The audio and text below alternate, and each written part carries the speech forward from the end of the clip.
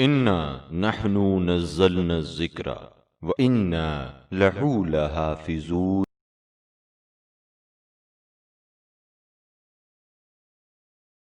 اعوذ باللہ من الشیطان الرجیم، بسم اللہ الرحمن الرحیم۔ رب اشرح لی صدری ویسر لی امری واحلل عقدۃ من لسانی یفقہوا قولی۔ معجزات آل معصومین کے سیگمنٹ میں آپ لوگوں کو خوش آمدید کہتی ہوں۔ آج کا ہمارا معجزہ امام جعفر صادق علیہ السلام سے منسوب ہے۔ بہار میں ابو خالد سے مروی ہے کہ میں امام جعفر صادق علیہ السلام کے پاس آیا۔ آپ نے فرمایا، ابو خالد، یہ میرا رقعہ لے کر فلاں جگہ چلا جا، وہاں اسے زمین پر رکھ دینا، پھر جو درندہ بھی سامنے آئے اسے میرے پاس لے آنا۔ میں نے عرض کیا، قبلہ، اگر میری جگہ کسی اور کو یہ خدمت سونپتے تو بہتر تھا۔ آپ نے فرمایا، ابو خالد، میری جگہ اگر تجھے منصور یہی کام کہتا تو کیا تو اسے بھی یہی جواب دیتا؟ میں نے خاموشی سے رقعہ لے لیا اور جہاں آپ نے فرمایا تھا وہاں گیا۔ میں نے رقعہ زمین پر رکھ دیا۔ میں نے دیکھا ایک شیر فوراً باہر آ گیا۔ اسے دیکھتے ہی میری تو جان نکل گئی، لیکن اس نے مجھے کچھ نہ کہا۔ میں آگے چلنے لگا، وہ میرے پیچھے پیچھے چلنے لگا۔ جب امام جعفر صادق علیہ السلام کے پاس آیا تو یہ دیکھ کر حیران رہ گیا کہ وہ شیر آپ کے سامنے اس طرح کھڑا ہے جیسے اس میں جان تک نہیں ہے۔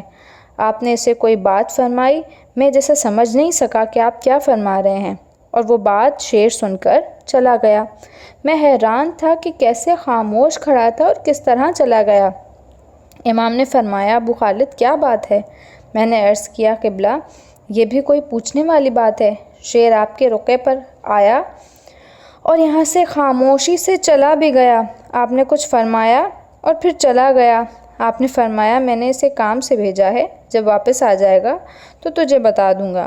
میں نے عرض کیا، قبلہ، شیر آپ کا کام کر کے واپس آ جائے گا؟ آپ نے فرمایا، ضرور آئے گا۔ میں نے عرض کیا، اگر آپ مجھے کام بھی فرما دیتے تو میرے ایمان میں مزید اضافہ ہو جائے گا۔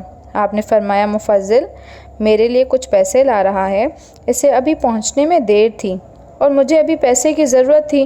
میں نے شیر سے کہا ہے کہ وہ ایک تھیلی وہاں سے لے آئے۔ میں حیران رہ کر آپ کا منہ دیکھنے لگا۔ آپ نے مسکرا کر فرمایا، کیا بات ہے؟ ابو خالد نے کہا کہ میں نے عرض کیا، قبلہ، میری حیرت تو پہلے سے بھی بڑھ گئی ہے۔ اب مجھے نہ صرف شیر کی واپسی کا انتظار کرنا پڑے گا بلکہ مفضل کے آنے تک میں آپ کے دسترخوان پر ہوں۔ آپ نے فرمایا، بسم اللہ، تصدیق کر کے جانا۔ ابھی ہم انہی باتوں میں تھے کہ تھیلی منہ میں لے کر شیر آ بھی گیا۔ اس نے تھیلی آپ کے قدموں میں رکھی اور خاموشی سے کھڑا ہو گیا۔ آپ نے اسے کچھ فرمایا اور وہ واپس چلا گیا۔ چند دن بعد مفضل آ گیا۔ مفضل نے عرض کیا، قبلہ، انتہائی شرمندہ ہوں۔ آپ نے فرمایا، کیوں، کیا بات ہے؟ مفضل نے عرض کیا، فلاں شخص نے آپ کے لیے کچھ رقم بھیجی تھی، لیکن جب فلاں جگہ میں نے پڑاؤ کیا وہاں ایک شیر آ گیا۔ اس نے پہلے تو سامان کو لوگوں سے خالی کر دیا، کسی میں ہمت نہ تھی کہ اس کے سامنے جاتا۔ پھر اس نے میرا سامان ادھر ادھر پھینکا، اس میں سے وہی تھیلی منہ میں دبا کر بھاگ گیا۔ مجھے ایک تو شرمندگی ہے کہ آپ کی امانت ضائع ہو گئی، اور دوسرا اس بات پر حیرت ہے کہ آج تک کبھی ایسا واقعہ نہیں سنا کہ شیر رقم کی تھیلی لے کر بھاگ جائے۔ میں بھی مسکرایا اور آپ بھی ہنس دیے اور فرمایا، وہ تھیلی پہچان لے گا؟ مفضل نے عرض کیا، ضرور پہچان لوں گا۔ آپ نے غلام سے کہا کہ فلاں تھیلی اٹھا کر لا۔ غلام تھیلی اٹھا کر لایا۔ آپ نے فرمایا، پہچان یہی ہے؟